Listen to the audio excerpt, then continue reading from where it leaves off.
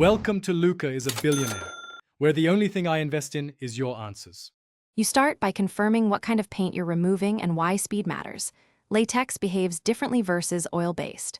Put on gloves, eye protection, and a respirator if you'll use solvent. Once equipped, test a small area to see adhesion and porosity.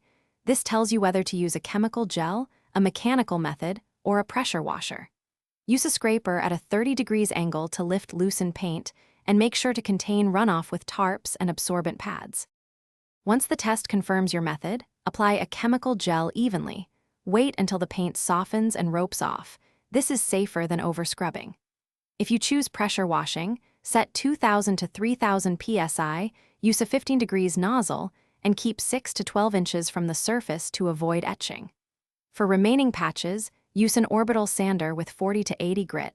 Move in overlapping passes to avoid gouges. Always clean residue with a degreaser before final inspection. You're at the final steps. Rinse the area thoroughly and neutralize any chemical residues so sealers will bond. Inspect for etching or pitting. Repair small flaws with a polymeric patch, then sand smooth. Once dry, apply primer and a compatible sealant or new coating. If paint persists, do spot retreatment, either a second gel application or cautious heat gun use at 300 to 400 degrees Fahrenheit to soften stubborn layers. If staining or spread occurs, stop and test an alternate method on a small area. Thanks for watching and please subscribe. It's the best investment you'll ever make.